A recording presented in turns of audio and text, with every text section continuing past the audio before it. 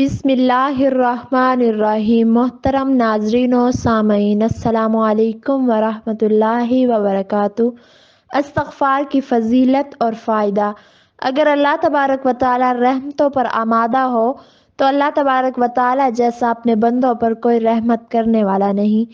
اگر اللہ تبارک و تعالی اپنے رحم و کرم کی برسات برسانے پر آئے تو اس جیسا کوئی شفیق، رحیم، غفور اور مہربان نہیں، اور اللہ کی رحمت ہر کسی کو نوازتی ہے۔ اللہ تبارک و تعالی اپنے بندوں کے گناہوں کو معاف کرنے پر قادر ہے، کیونکہ اللہ تبارک و تعالی تو ایک ماں سے بھی 70 گنا زیادہ اپنے بندوں سے محبت کرتا ہے۔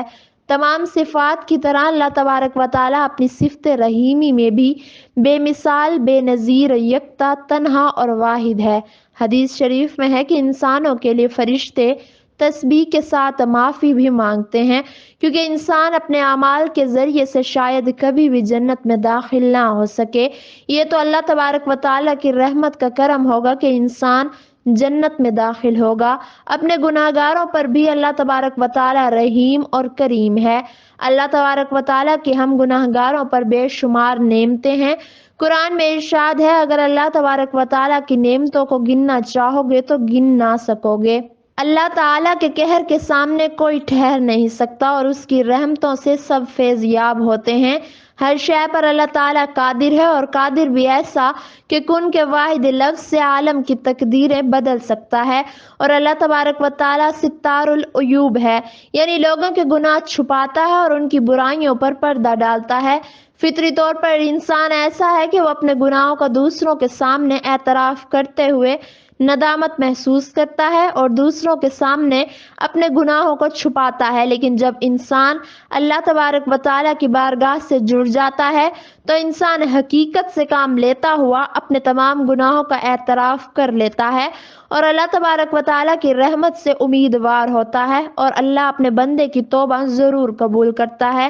کہ انسان مکمل طور پر بھی گناہ کا پتلا بن چکا ہو تب بھی وہ اپنے بندے کے گناہوں کو معاف فرما دیتا ہے، کیونکہ توبہ کا دروازہ ہر وقت کھلا رہتا ہے۔ اگر انسان سچے دل سے اپنے گناہوں کا اعتراف کرے، نادم اور آئندہ کے لیے ان گناہوں سے توبہ کرے تو خدا اسے معاف کر دیتا ہے۔ اگر گناہوں کا بوجھ زیادہ ہو جائے تو اللہ تبارک و تعالیٰ کے حضور گڑ گڑا کر توبہ کریں اور کثرت سے استغفار کریں۔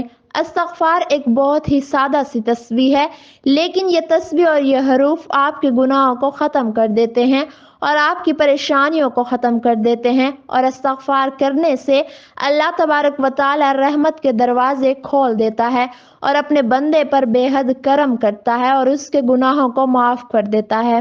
نبی کریم صلی اللہ علیہ وآلہ وسلم نے ارشاد فرمایا کہ جس نے استغفار کو لازم پکڑ لیا تو اللہ تبارک و تعالیٰ اس کی ہر پریشانی کو ختم کر دے گا اور اس کے لیے کشادگی پیدا کر دے گا۔ جو بندہ کثرت سے استغفار کرے گا، اللہ تبارک و تعالیٰ اس کے لیے راستہ بنائے گا، اس کی تمام پریشانیوں، تکلیفوں اور پیچیدگیوں کو ختم کر دے گا۔ حضرت انس رضی اللہ تعالی عنہ سے روایت ہے کہ نبی کریم صلی اللہ علیہ وآلہ وسلم نے فرمایا، جس طرح دھاتوں کو زنگ لگتا ہے تو اسی طرح دلوں کو بھی زنگ لگتا ہے، اور اس زنگ کو جو کہ دلوں پر لگتا ہے، اس کو مٹانے کے لیے، ختم کرنے کے لیے جو چیز ہے تو وہ استغفار ہے۔ ہر مشکل آسان ہو جائے گی اگر تم اللہ سے ڈرنے لگ جاؤ گے اور اللہ کے ہاں استغفار کرنے لگ جاؤ گے، اور اگر تم اللہ سے نہیں ڈرو گے تو وہ عذاب نازل کرے گا۔ قرآن میں ارشاد ہے، اللہ تبارک و تعالیٰ اس بات پر قادر ہے کہ وہ عذاب نازل کرے تمہارے اوپر سے اور تمہارے نیچے سے، اوپر کا عذاب کے پتھر برسے اور نیچے کا عذاب زلزلے آئیں۔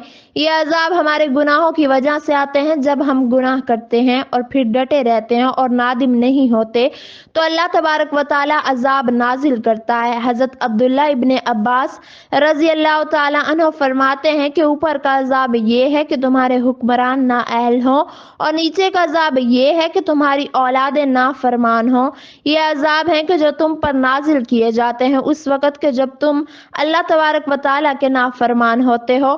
تو ناظرین، اگر آپ کو یہ لگتا ہے کہ آپ کی زندگی میں آگ کا سما ہے، آپ کی زندگی میں پریشانیاں داخل ہو چکی ہیں اور ان پریشانیوں میں آہستہ آہستہ سب کچھ ختم ہو رہا ہے، اور آپ کی پریشانیوں کی اس گرفت میں خود کو تنہا محسوس کر رہے ہیں، حالانکہ آپ کے ارد گرد بہت سے لوگ ہیں جو کہ آپ کے اپنے ہیں، لیکن پھر بھی آپ خود کو تنہا محسوس کر رہے ہیں کہ اس پریشانی میں جس سے آپ گزر رہے ہیں کوئی بھی آپ کا ساتھ نہیں دے رہا، آپ کے احساسات اور جذبات نہیں سمجھ رہا۔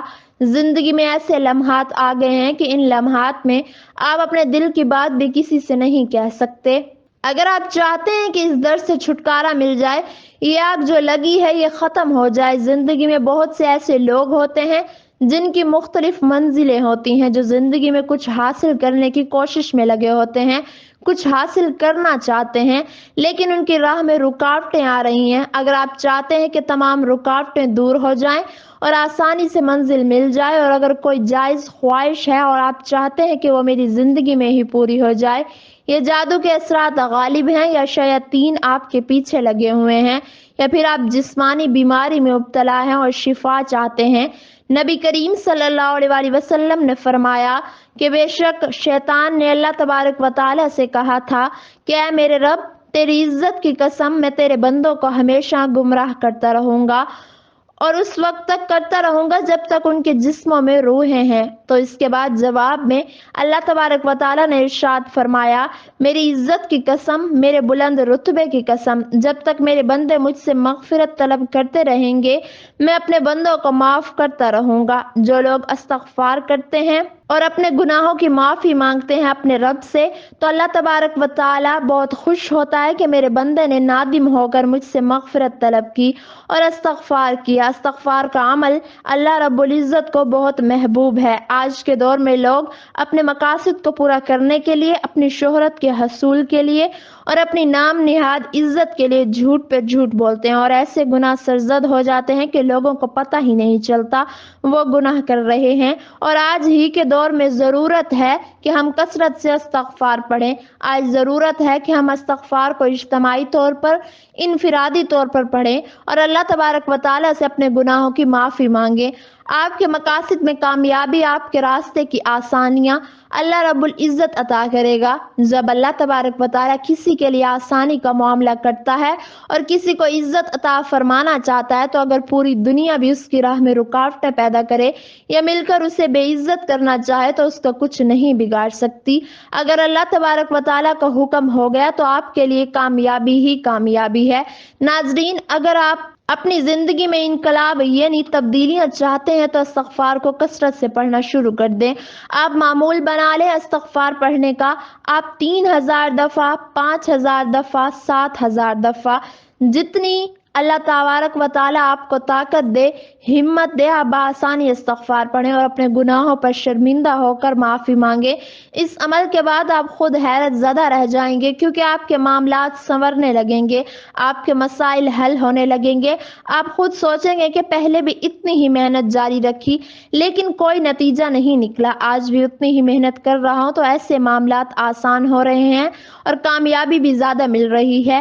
استغفار کی برکت سے ہو رہا ہے، کیونکہ یہ استغفار کا عمل اللہ رب العزت کو بہت محبوب ہے، کیونکہ اس عمل کے ذریعے ہم گناہوں سے چھٹکارا حاصل کرتے ہیں اور پھر اس طرح اللہ تبارک و تعالیٰ کے قریب ہو جاتے ہیں۔ اس لیے کثرت سے استغفار پڑھیں، اپنے گناہوں پر نادم ہوں، ان گناہوں کی بھی معافی مانگیں جو جان بوجھ کر کیے ہیں اور ان کی بھی جو نادانی میں کیے ہیں اور ان کی بھی جو ہم کر کے بھول گئے ہیں۔ اللہ تبارک و تعالیٰ سب سے باخبر اور واقف ہے اور وہ معاف کرنے پر قادر ہے۔ گناہوں پر نادم ہو کر دیکھیں کہ آپ کی زندگی میں کیسی تبدیلیاں آتی ہیں۔ اللہ سے دعا ہے کہ اللہ تبارک و تعالیٰ ہمارے سارے گناہوں کو معاف کر دے اور ہمیں سیدھے راستے پر چلنے کی توفیق عطا فرمائے۔ آمین ثم آمین۔